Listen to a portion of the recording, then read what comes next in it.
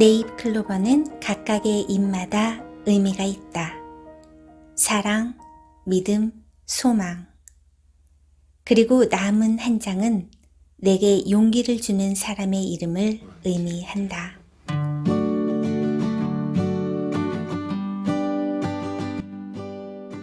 안녕하세요. 소곤소곤 책 읽어주는 여자 수책녀입니다. 오늘은 여러분과 내 삶을 온전히 받아들이는 치유 글쓰기를 하려 해요. 당신은 그때 최선을 다했다. 지은이 한경은 현행곳 수호 서재. 지금부터 저 수책녀와 함께 책 속으로 가실까요?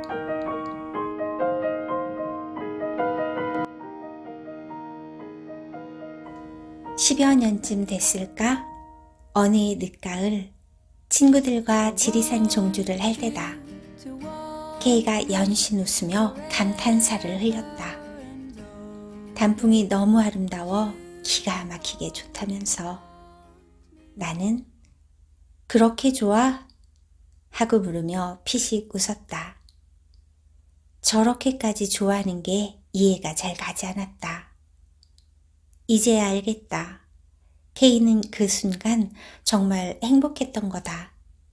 사랑하는 친구들과 함께 있는 것, 좋아하는 산을 오르는 것, 자유롭게 몸을 쓰는 것, 맑은 공기와 선선한 바람에 부드럽게 땀이 마르는 느낌이 최고로 좋았던 것이다. 그렇다면 나는 왜 같은 상황에 있으면서도 그처럼 행복하다고 느끼지 못했을까? 심지어 기분 좋아 죽겠다 하는 친구가 의아하기까지 했다. 나 역시 좋아하는 사람들과 같이 있고 나의 자유감이 훼손되지 않는 똑같은 행복의 조건이 충족된 상황이었는데 말이다. 기본적으로 나와 K가 행복을 느끼는 가장 큰 차이는 기질적인 요소다. K는 행복 눈금이 이에만 가 있어도 행복하다고 외치는 외향적인 사람이지만 나는 눈금이 적어도 8에는 가야 행복하다고 말하는 내향적인 사람이다. 그러니 타인에게 나는 행복한데 너는 왜 행복하지 않냐고 채근하는 건 어리석은 일이다. 그 정도면 행복한 거 아니냐? 이런 충고도 마찬가지다. 그리고 누구는 참 행복해 하는데 나는 왜 행복하지 않을까? 같은 고민도 할 필요가 없다. 행복을 느끼는 민감도는 어떻게 타고났느냐에 따라 다르다. 외향적인 사람이 더 행복해 보이는 이유가 또 있다. 행복을 느끼는 민감도가 높을 뿐 아니라 표현도 적극적으로 한다는 점이다. 반면 내향적인 사람은 같은 상황에 있어도 외향적인 사람에 비해 그렇게 드라마틱하게 표현하지 않는다. 참고로 내향과 외향이란 말은 주로 성격을 두고 쓰지만 기질에도 내향과 외향이 있다. 이상한 게 아니다. 그저 다른 것이다.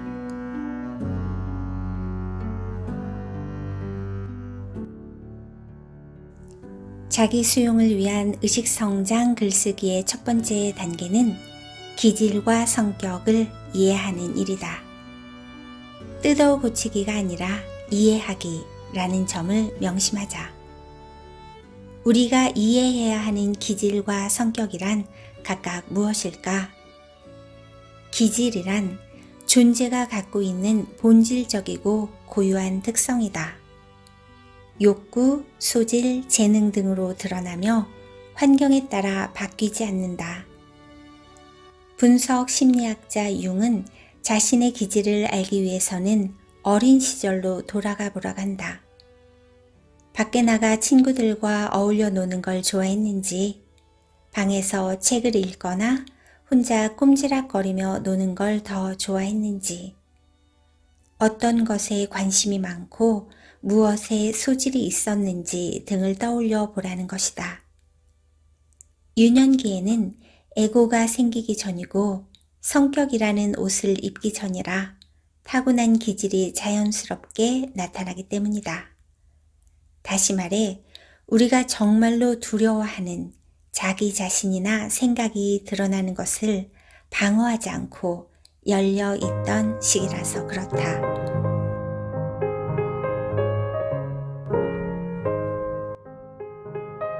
불안과 외로움으로 보는 기질의 차이. 외로움을 느끼지 않는 사람은 없다. 그렇다면 기질에 따라 외로움이라는 걸 어떻게 다르게 경험하는지 살펴보자. D는 사랑하는 사람과 같이 있을 때 유독 외로움이 깊어진다. D는 그런 자신이 잘 이해되지 않는다. 사랑하는 사람이 있고 상대의 마음도 나와 다르지 않다는 걸 알고 있는데도 그렇게 외로울 수가 없으니 말이다. E는 사람들 틈에 끼지 못할 때 외로움이 커진다. 친구들이 됐든 사교 모임이 됐든 심지어 가족 안에서도 자신이 겉도는 것 같을 때 외로움에 몸서리치게 된다. 친구가 없는 것도 아니고 사람들에게 따돌림 받는 것도 아닌데 왜 그렇게 외로움을 강렬하게 느끼는지 모르겠다. 외로움에 대해 서로 다른 감정을 느끼는 D와 E의 사례를 들여다보자. D는 내향적인 데다가 애착 욕구가 강한 기질을 갖고 있다. 그래서 특별한 한 사람과 뗄 수 없이 깊은 관계를 맺는 것에 대한 환상이 있다. 매우 특별하게 사랑받는 느낌을 갈구하고 누군가에게 가장 중요한 사람이길 원한다. 관계에서는 연결감이 중요하기 때문에 둘 사이의 연결이 끊어진 것 같거나 관계가 헐겁다고 느낄 때 외로움도 깊어진다. E는 외향적인 데다가 힘의 욕구가 강한 기질을 갖고 있다. 1대1 관계에서는 비교적 자신의 힘을 잘 발휘할 수 있지만 아무래도 다수의 관계에서는 1대1에서처럼 힘을 쓰기가 쉽지 않아진다. 그래서 이는 자신이 중심이 되지 못하는 것을 소외라고 판단하는 경향이 있다. 소외라는 상황에서 분노와 외로움이 뒤따르는 것은 당연하다. 정리하면 D는 중요한 관계에서 자신이 특별한 존재이지 못할까봐 두렵고 특별하지 않다고 느낄 때 외로워진다. E는 자신이 중심이 돼서 힘을 쓰지 못할 때 화가 나고 자신에게 그런 자리가 없다고 여겨질 때 외로워진다. 불안도 마찬가지다. 불안이 없는 사람은 없지만 불안에 반응하는 민감도와 내용이 다를 뿐이다. 불안도가 높은 F라는 사람과 불안도가 낮은 G라는 사람이 있다.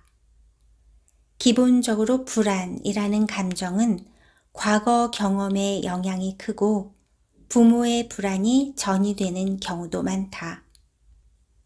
하지만 분명히 타고난 기질도 있다. 후천적으로 불안도가 높아진 경우가 아닌 기질적인 원인에 주목해보자. F는 불안도가 높아 위험한 상황을 예민하게 파악하기 때문에 위기대처 능력과 임기응변 능력이 뛰어나다는 강점이 있다. 하지만 세상에 대담하게 뛰어들어 모험하기를 주저해 다양한 경험을 하기 힘들다. 물론 이런 제약은 살면서 의식적으로 노력하며 줄여나갈 수 있다. 그렇다면 G는 어떨까? 불안도가 낮은 G도 당연히 강점과 한계가 있다. G의 강점은 평소 행동이 들뜨지 않고 차분하다 보니 생각이 깊고 문제를 냉정하게 해결한다는 점이다. 반면에 숙고하는 경향이 크다 보니 즉각적이고 임시적으로 해결해야 하는 임기응변 능력에는 제약이 있을 수 있다. 기질에 따른 장단점은 나름 공평하다.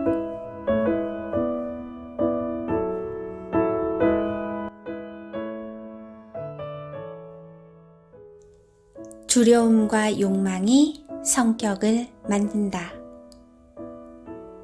유명한 영화의 대사를 예로 들어보자. 자신에게 불리한 상황에서 나 이대 나온 여자야 라고 말하는 나가 있다. 이대 나온 여자 라고 말하는 자아가 바로 껍질에 해당하고, 이런 생각은 에고의 정체성에서 나온 것이다. 이 에고는 누구도 나를 함부로 할 수 없다는 특권 의식이 있다. 하지만 겉으로 드러나는 그 특권 의식 아래에는 스스로 보잘것없다고 여기며 두려움에 떠는 취약한 내면이 자리 잡고 있다. 내면의 수치심이나 두려움으로부터 도망치고 우월감의 욕망을 추구하면서 만들어진 껍데기, 그것이 성격이다. 그렇기 때문에 이대에 나온 여자도 이대에 나온 여자라고 포장해야만 하는 내면의 취약한 자아도 진짜 나는 아니다. 세상에 상처받지 않길 원하는 자아가 스스로 보호하기 위해 만들어낸 자기만의 방식이니까. 성격이 진짜 나도 아니라면서 성격을 아는 일이 왜 중요할까? 성격은 참 나의 자의식이 드러나는 껍질층이라고 했다. 이 껍질층이 두꺼워지면 진정한 자아로부터 멀어지게 된다. 본연의 자신으로부터 멀어진 나를 바로 알기 위해서 가짜 나를 아는 일만큼 중요한 일이 있을까? 그게 바로 성격을 이해하는 과정이자 목적이다. 진정한 나로 살기 위해서는 그 껍질층부터 이해하고 벗어나야 하기 때문이다. 성격에 묶여 있으면 편안하지도 자유롭지도 못하다. 성격에 고착되어 산다는 건 갑옷을 두르고 사는 격이다. 다시 강조하지만 우리는 성격 너머의 존재이며 단지 특정한 성격을 갖고 있을 뿐이라는 것을 기억하자. 마음 공부란 나는 누구인지, 왜 여기에 왔는지를 탐구하는 과정이다. 종국에는 성격 이상의 진정한 자신을 발견하는 일이 최종 목표다. 의식 성장을 위해 수련을 하는 과정에서 우리가 처음으로 할 일은 다음과 같다. 내가 이런 껍데기를 뒤집어 쓰고 있구나. 내게 우월을 향한 욕망이 있구나. 이 욕망이 생긴 이유는 그것이 내게 없다고 여겼기 때문이었구나. 나는 나를 이렇게 작고 보잘것없다고 판단했구나. 그런데 이런 생각은 언제 어떻게 만들어진 거지? 이런 식으로 하나하나 점점 더 깊이 자신을 탐색하는 것이다. 성격을 탐구하는 과정은 자신의 내적 비리를 파헤치는 작업이기도 하다. 내적 비리란 내가 보기 싫어서 숨겨둔 것, 회피하거나 부인한 나의 어두운 면이라고 이해하면 된다. 그런 비리들을 보게 될 때 내가 겨우 이 정도밖에 안 되는 인간이라니 하는 탄식이 새어나오기도 한다. 하지만 너무 겁먹지 말자.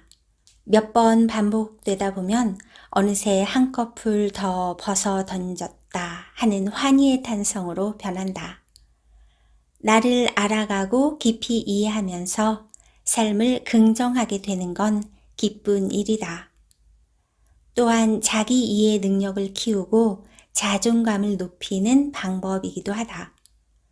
내가 어떤 성격인지, 그래서 그 성격이라는 필터를 통해 자신과 세상을 어떻게 바라보고 해석하는지, 나 자신과 사람들을 어떻게 대하는지, 어떤 두려움을 가졌는지, 두려움으로부터 어떻게 어디로 도망치는지, 무엇에 기뻐하고 어떤 사람과 어떻게 사랑에 빠지는지, 어떤 방식으로 이별하는지 같은 중요한 사실들을 알게 될 것이다. 잊지 말자. 내가 어떠한 성격의 옷을 입었든 그것은 나를 세상에 드러내는 방식이었다는 것. 나는 어떻게든 나를 드러내고 살아왔다는 것. 그 모든 것은 결국 나를 위한 것이었다는 사실도 함께 인정해야 한다. 그렇게 애쓴 나를 위로해 주자.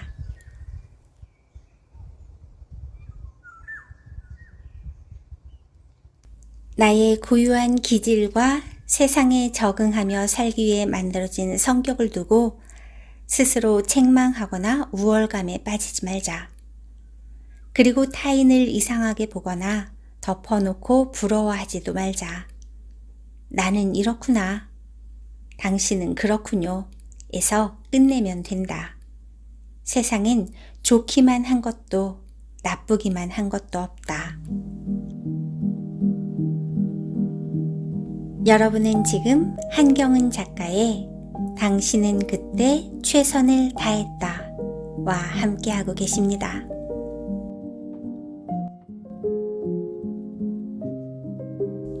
친한 친구가 제게 뭐 하냐고 묻길래 책 읽는다고 했더니 무슨 책이냐고 묻더군요. 그래서 한경은 작가의 당신은 그때 최선을 다했다 이렇게 말하니까 친구가 그러더군요. 그 제목만으로도 위로가 된다고요.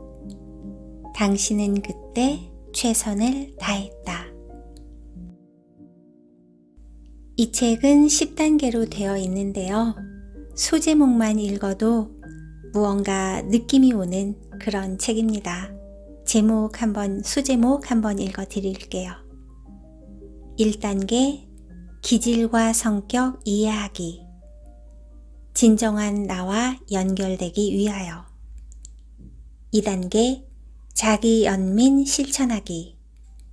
친절한 태도로 나 자신을 좋아하는 일. 3단계 후회와 자책감 놓아주기. 나를 인정하고 인생을 긍정하는 법. 4단계 시련을 연료로 쓰기. 고통에 매몰되지 않기 위해서. 5단계 나의 선택을 인정하기. 살아있다는 것만으로 충분하다. 6단계 자긍심 드러내기. 나를 당당히 여기는 마음으로. 7단계 보통을 허락하기. 대단하지 않아도 괜찮다. 8단계 취약성 수용하기. 터놓고 말하면 자유로워진다. 9단계 모호함 받아들이기. 당위를 내려놓고 온전히 내가 되는 길. 마지막 10단계 타인과 사랑으로 연결되기. 내가 할 수 있는 건 나의 것뿐이다.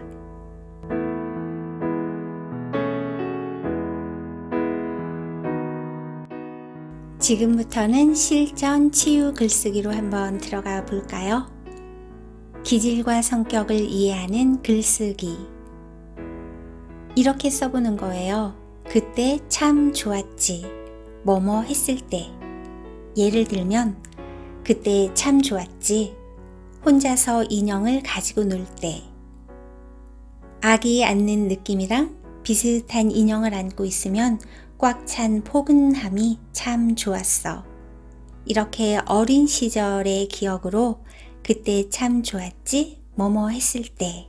이렇게 글을 한번 써보는 거예요. 이 글을 통해서 나의 기질을 알아보는 거랍니다.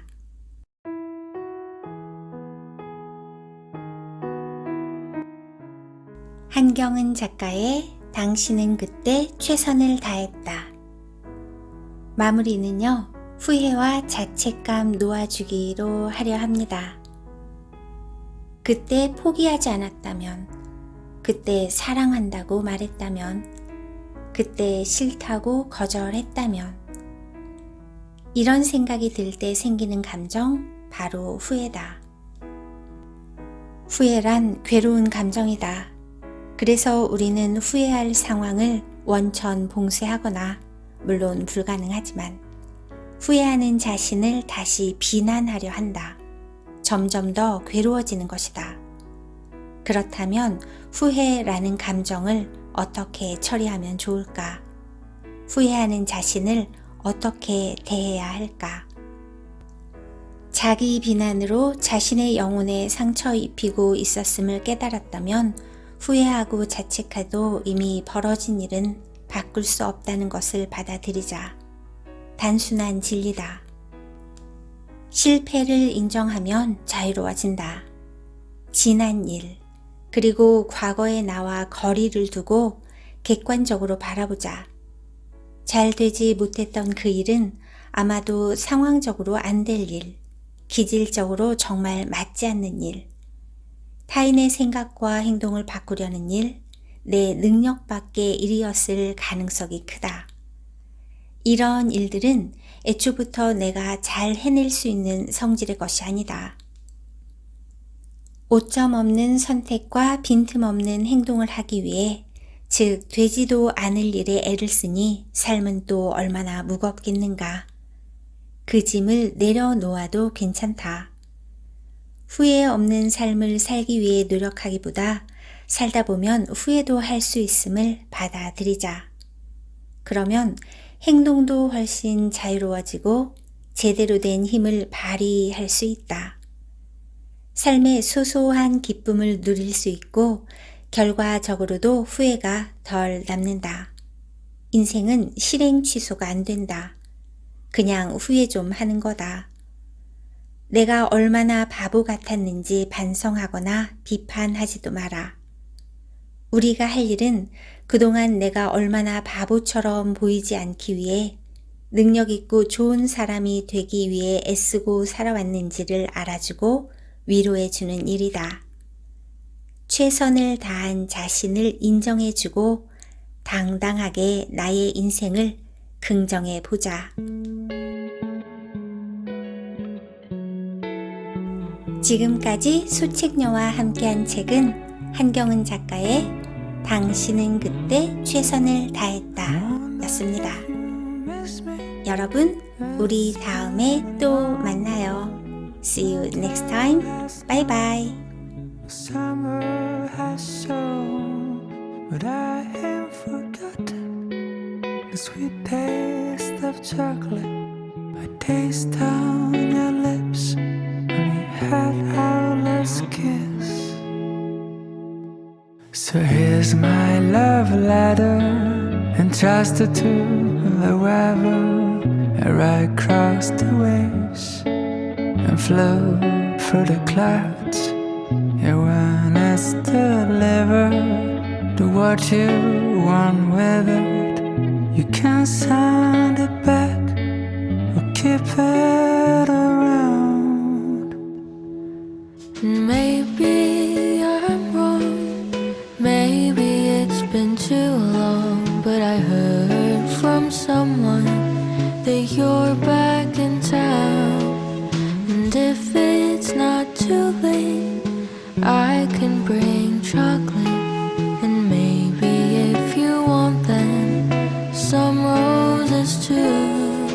'Cause it's been a long year, but maybe you missed me. I think you might remember the words of that tune. So here's my love letter, entrusted to the weather. I crossed the waves and flew through the clouds. And when it's delivered to what you want with it, you can send it back or keep it around. I never stopped dreaming about the sound of the song playing in the background when the last night was finally spent. I was left with the memory of that chocolate